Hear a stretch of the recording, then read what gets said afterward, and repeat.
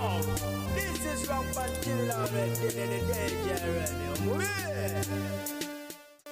Omwaka oguwedde mu biseera bye bimu bwe biti amawulire gagina maaso kubanga ate gatambuzibwa ku social media platforms ez'enjawulo omuli Facebook wamu ne YouTube channel nga galaga nti omukulu amanyiddwa nga Olu Jacobs asizza omukagwe ogw'enkomerero wabula nga ate mukyala we amanyiddwa nga Silver Ojok yavaayo n'agenda maaso kubanga ate akiriyalinga eya n'abategeeza nti omwami we gyali mulamu era talina buzibu era nga ddala kituufu omwami yaliyo nga mulamu nabwe gutyo omwaka guno gwennyini nga gutandika omwezi gwalinga gwa January yawo yasa social media netandika still okubanga era efulumya amawulire gegamu ag'okubika omukulu ono olw'ensonga nti agira n'alwalamuko n'aweebwa ku kitanda kakati ate ne bagenda maaso kubanga ate bafulumya amawulire nti afudde. The same thing happened yesterday bagenze maaso kubanga ate still bafulumya amawulire agalaga nti omwami ono asizza omukagwe ogw'enkomero wabula era nga bulijjo mukyala we amanyiddwa nga Silver Ojok yavuddeyo n'agenda maaso kubanga ate ajjawo byonna byonna oluvuuvumu olugenda maaso kubanga lugamba nti omwami we afudde n'ategeeza nti omwami owe tannafaako era ali mu nnyumba agenda na maaso kubanga ate amusavinga emmere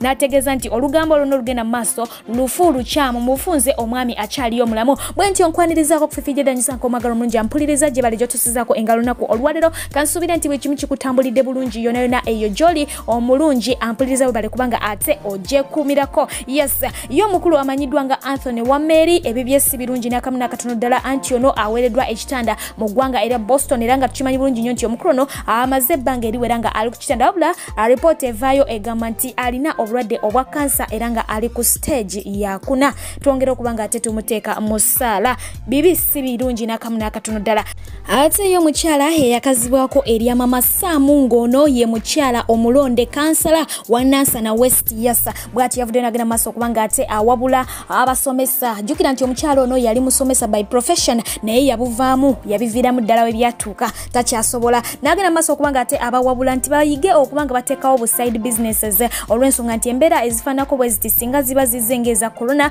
oba oliawo zino businesses endala zisobola okubanga ate zibataasa n'abawa ekyokulabirako n'abategeeza nti yali musomesa naye ng'ate mukadde ke kamu azanya neki ne katemba ng'alina n'ebintu bye birala byagenda maaso okubanga ate atusaako engalo so ng'ate omukulu amanyiddwa nga Tata Saamu yase twamulabawo mu kabaga ng'agenda maaso okubanga ate atusaako mukyala we amanyiddwa nga Aida akabaga akamazaalibwa wabula ng'awo abanamawulire bagenda maaso okubanga ate bamubuuza eby'omukyala amanyiddwa nga Brown Sugar yagenda maaso n'abeera nga ate akibalambika kati nti oyo mukwano gwange just era bw'atyo n'ayongerako okubanga abakomekereza n'abategeeza nti bwe mbeeranga ne Aida temumbuuzanga bya Brown Sugar ate bwe mbeeranga ne Brown Sugar temumbuuzanga bya Aida so nga ate yo omukulu amanyiddwa nga Edia we yase wali mu kabaga ak'okubanga ate ayingira ennyumba ye era bannamawulire bagenze maaso okubanga ate bamubuuza ku by'okuba nti atongoza mukyala wa mukuba embaga byonna byonna emikolo egyo abalagadde omukyala mu butongole omwami ono yagenze maaso okubanga ate abategeeza nti ekintu ajja kukikola mu budde obutuufu. Yes bano bakimubuuziza olw'ensonga nti baganda be bonna abasinga obungi emikolo bazze bakola ki bagikwasaganya cause just of recent twalaba omukulu amanyiddwa nga Mick Wine ng'agenda maaso okubanga ate akyala mu maka gye bazaala mukyala we naye ne bamubuuza ekibuuzo ekyo nti kati ye owuwe asuubira ddi okubanga atongoza ensonga z'amadwase n'abategeeza nti buli kimu kirina obudde bwakyo ate ye ekintu kye ayagala abeere nga akikola mu ngeri ya njawulo so singa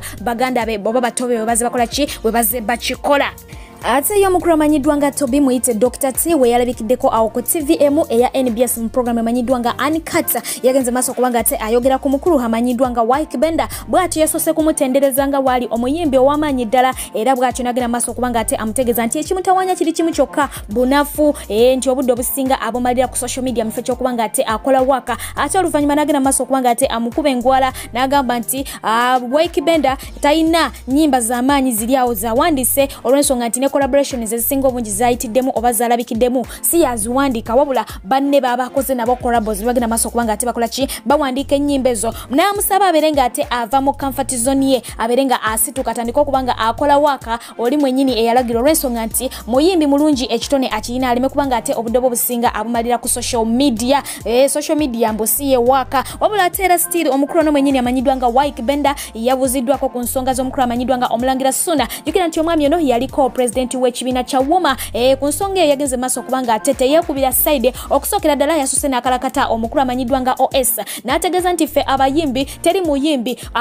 muwamaanyi oba munene ali mu ggwanga ly'e Uganda atayogerwangako kibi buli omu bamwogeddeko era bw'atyo n'agenda maaso kubanga ate asaba abayimbi bagezeeko okubanga bakuuma ebifaananyi byabwe nga biyonjo nga bitukuvu mu bikolwa byabwe n'agamba nti ebintu ebyo bannamawulire ebiseera ebisinga bye boogera babijjaku ebyo bye babakoze ki bye baba balabye ebiseera ebisinga tebatema bigambo so singa oba okoze ekirungi era bajja kwogerako ekyo ekirungi ky'okoze era woonookola ekibi olw'ensonga nti bo bannamawulire era bajja vaayo boogere ku ki ku ekyo ekibi ky'okoze weewaawo yagenze maaso era n'abeera ng'ate ne bannamawulire nabo aboogerako n'abategeeza nti baleme kubanga basala bigambo kye batalabye baleme kubanga ate bakola ki bakiteekawo boogere byo byokka bye baba bakoze ki bye baba balabye olw'ensonga nti mu industry eno buli omu yeetaaga munne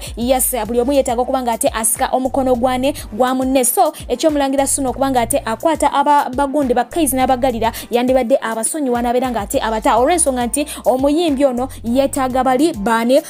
bagundi presenters okubanga ate baplayinga music we ku TV ate nga nabo bamwetaaga kubanga TV etaliiko music naye tesobola kubanga ate ekola ki enyuma ate y'omukulu amanyiddwa nga jjajja Wuchuli muyite Isma olwabadde okuteebwaho okuva wali mu kkomera gye yasuze ekiro kimu amaaso yagakubye ku katambi akabadde kagenda maaso kubanga ate katambula ku social media nga yeerumiriza nga bwe yeetaba mu kutta omukulu oba omugenzi eyali amanyiddwa nga Danz ku mapeesa producer omukulu ono yagenze maaso kubanga ate yeesambaga ebintu ebyo n'agamba nti si bituufu tabimanyiiko n'omugenzi yali tamumanyi era kati salamu video ogande Isma yatta Danz ku mapeesa by honorary so twatta Danz ku mapeesa yafata yogera ali mutaka twa moving on naliko temuyinza tutiisa n'ebyo bambi ebyo byonna babimanyi producing a full video tulabewe ne implicatinga family ya Danz ku mapeesa mmanyi bwe muwulira naye mwino tegera ne modern technologies. I'm very sorry. Sila nga ku Danz ku mapeesa simuwulira nga ko simanyi era I don't know. Namuwulira bulizi nti afudde. Nga yankola kigwe suulira ngo simanyi wabeera simanyi byakola bwe namutegera oli yali afudde Danz ku mapeesa. So bring something bigger. Muleeteyo ku kintu ekinene. Implicate me on something bigger. Nene mutawanya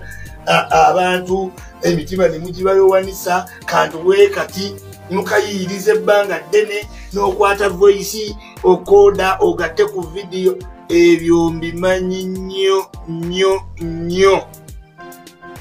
Let me tell you, abantu bonna balaba video nga bankuba oluyi mu studio bankuba luyi bwe nkuteerawo video eno nga bankuba luyi ebyo ffe tubimanyi tubikoze nnyo nze ne Penge tumanyi ebintu ebyo kati voice coding tayinza kumplayingako nze Uganda abantu bonna beewuunyiza okimanyi nti ne mu court I was the first offender sizzanga ku musango ku myaka mwine emyaka 3 mwazzazadde emisango n'emyaka 59 sizzanga ku musango kati ngogamba mbu Isma yasse Danz ku mapeesa muyige media game atamanyi media game eno bambi ensi yakuleka dda twakuleka dda twalinya yimpala temusobola kuyiyayiya temusobola simanyi Isma ya implicating nze asse Danz ku mapeesa is that what you have? That's very small. Naye nga mambe bazanya bamberedde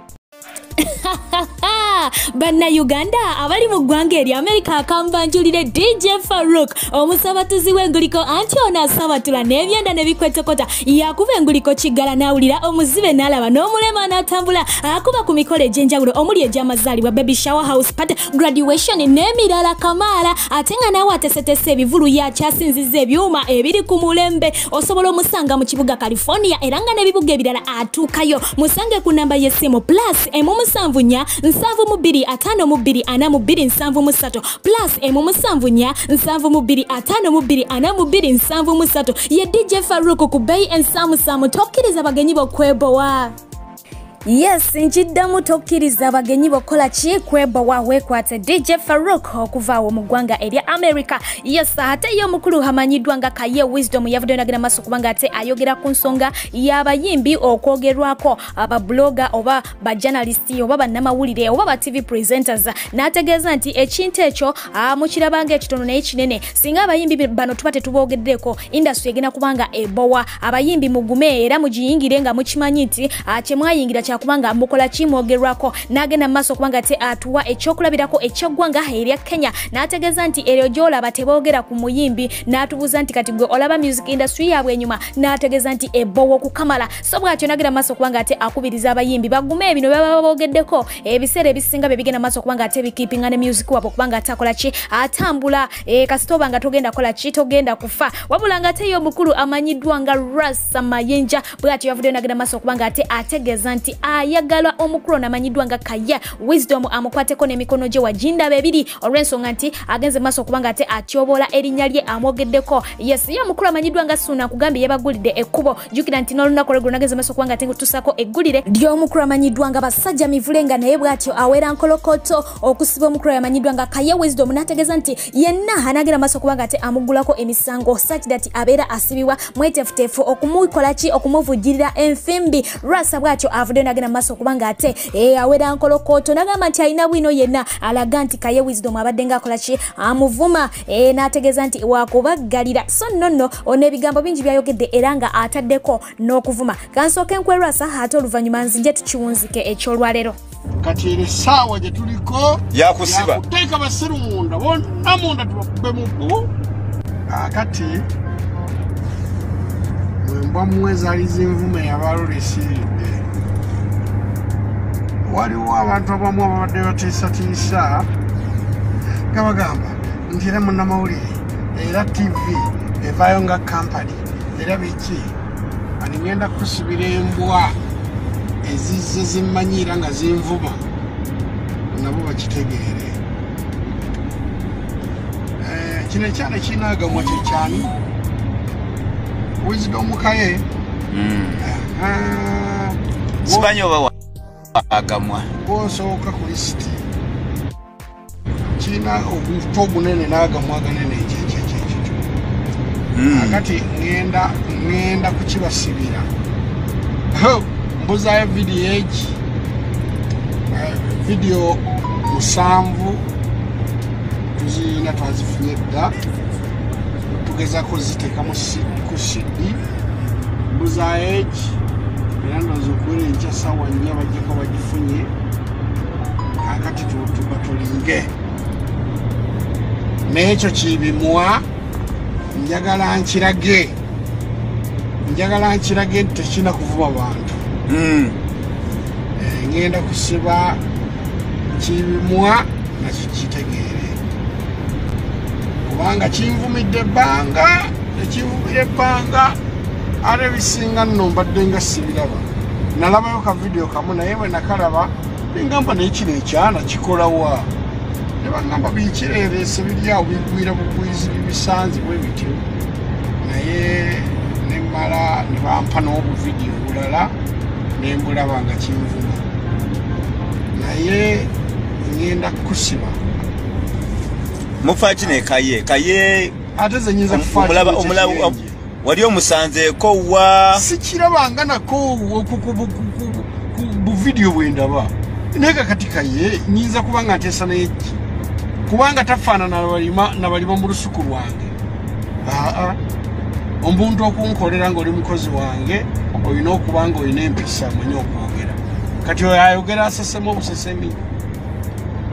kakati katugende osinga kumuvunaana ki biyitirivu ojja biraba ekikulu yakoonanga ku kigambo Lwasa nze saagala bya woningi nkuwoninga nkuwadde ennaku 2 simanyi bisi byagala ebyo tujja kusinkana mu kooti baloya bange babitaddemu amaanyi tutandike munnange okuwoza osanga nansinga tomanya lwaki musazeewo batabukira abaana Waliwo ekiseera ky'abasiru katika Kaye babuwe erako kale tekamanyira nyate nga musiru oyo naye wisdom Kaye enda kukwatako ompulire ojja kumpulira n'obukunta ojja butunda ikiine kirahera kirana kisura kyona kyazimba matama lindako oli mwana wa mulaalo tojja mumusobola nyumya mulaalo byebiki kakati ekiwisdom Kaye kyetegeke lwakuba ekyenkozawo obubi tekiina we kikola